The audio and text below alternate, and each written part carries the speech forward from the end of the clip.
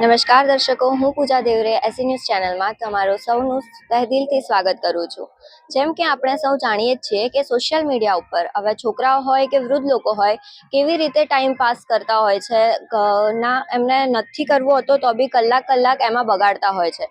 તો આપણે આજે પહોંચી ગયા છીએ ગાંધીનગર જિલ્લામાં, જ્યાં સંત રામપાલજી મહારાજના શિષ્યો દ્વારા એક દિવસીય સત્સંગ સમારોહનો આયોજન કરવામાં આવ્યો છે।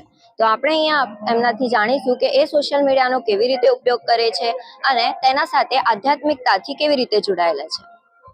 અહીંયા સંત રામપાલજી મહારાજના અનુયાયીઓ દ્વારા ઘણી બધી વ્યવસ્થા કરવામાં આવી છે। જેમ કે તમે અહીંયા જોઈ શકો છો, એમના શ્રદ્ધાળુઓ માટે પાણી પીવાના જગની વ્યવસ્થા કરવામાં આવેલી છે। અહીંયા તમે મોટું બેનર જોઈ શકો છો, ત્યાં વિવિધ પ્રકારના પ્રશ્નો છે। જેમ કે અહીંયા તમને પુસ્તકો દેખાય છે સંત રામપાલજી મહારાજ દ્વારા લિખિત જ્ઞાન ગંગા, જીવાનો રસ્તો, ગીતા તારું જ્ઞાન અમૃત, અને એવી જ રીતે અહીંયા આગળ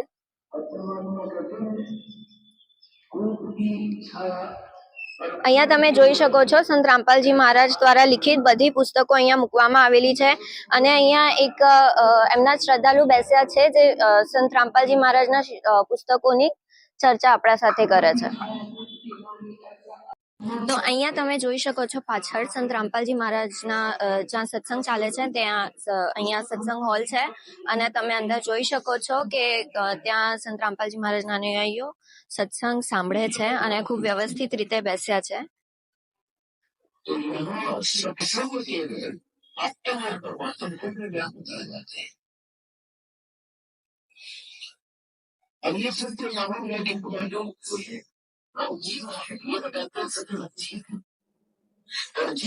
અહીંયા સંત રામપાલજી મહારાજના અનુયાયી એકદમ શાંતપૂર્વક સત્સંગ સાંભળે છે અને બધા એકદમ શિસ્તબદ્ધ રીતે બેસ્યા છે।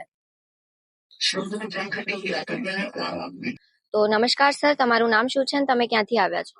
નમસ્કાર સત સાહેબ, મારું નામ અંકિત દાસ છે અને હું ગાંધીનગર જિલ્લાથી કલોલ સિટીથી આવ્યો છું।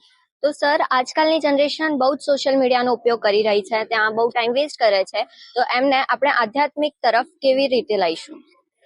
મેડમ, આજના ટાઈમના અંદર મેં જોયું છે કે મોસ્ટ ઓફ પબ્લિક છે એ મોસ્ટ ઓફ રીલ્સ ઉપર ને ગેમિંગ ઉપર વધારે ધ્યાન આપી રહી છે। જેમ કે જે બેરોજગાર પેઢી છે એ મોસ્ટ ઓફ કરીને ને અમુક જે નોકરીના પાછળ એમ છે, પણ કોઈ આધ્યાત્મિક તરફ નથી।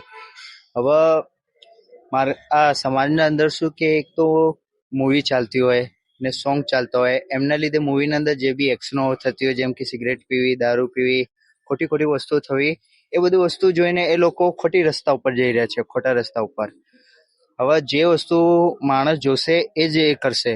એટલે અમારા ગુરુજીએ બતાવ્યું છે કે આધ્યાત્મિક તરફ જવા માટે આ જે મેન જે બુરાઈ છે એને દૂર કરવા માટે આપણે આધ્યાત્મિક તરફ વળવું પડશે।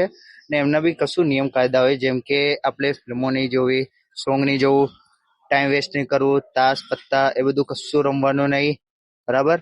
હવે કોઈ આ દુરાચાર જેવી વસ્તુ જોશે જ નહીં તો પછી એ થશે બી નહીં।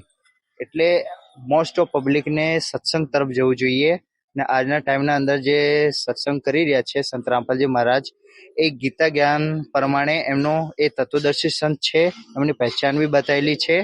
ને ગમે તે ગુરુના મતલબ કે એમ સત્સંગ સાંભળાય બી નહીં, જે અધિકારી હોય એમનો જ મતલબ સત્સંગ સાંભળવામાં આવે છે, ને એ આજના ટાઈમના અંદર સંત રામપાલજી મહારાજ છે। તો સર, તમારા શું વિચારો છે આ સોશિયલ મીડિયા અને આધ્યાત્મિકતા વિશે?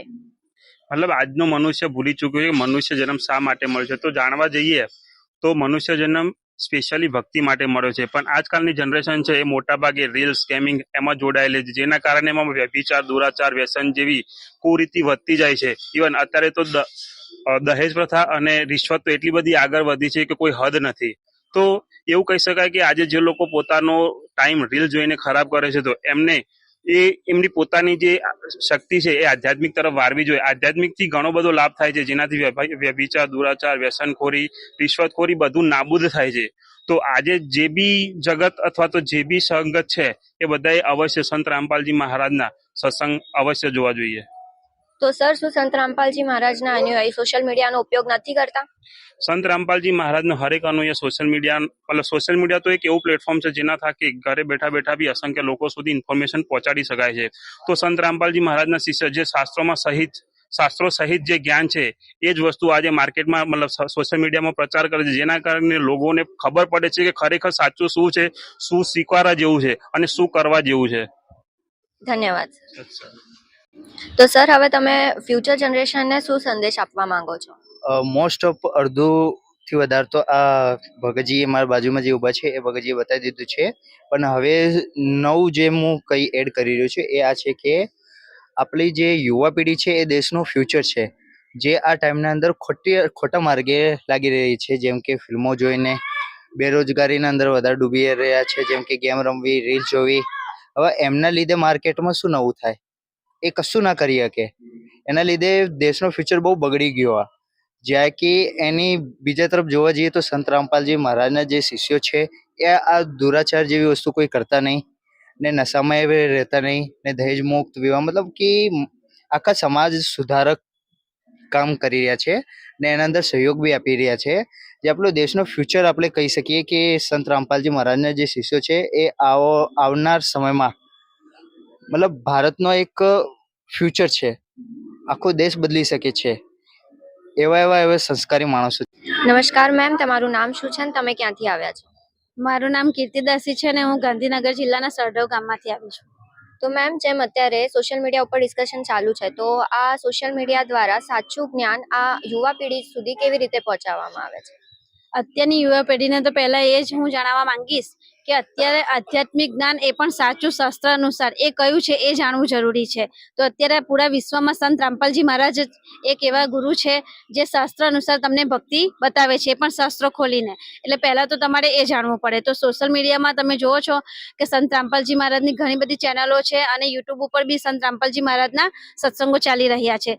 તો તમે સોશિયલ મીડિયાથી બધું ખોટું તો તમે જો છો, ફિલ્મ છે, રીલ્સ છે, બધું જો છો, તો તમે સંત રામપાલજી મહારાજના સત્સંગ અને પ્રવચન જુઓ તો તમારો આર્થિક વિકાસ અને માનસિક વિકાસ બેઉ જરૂર થશે. ધન્યવાદ. સત્સાહેબ.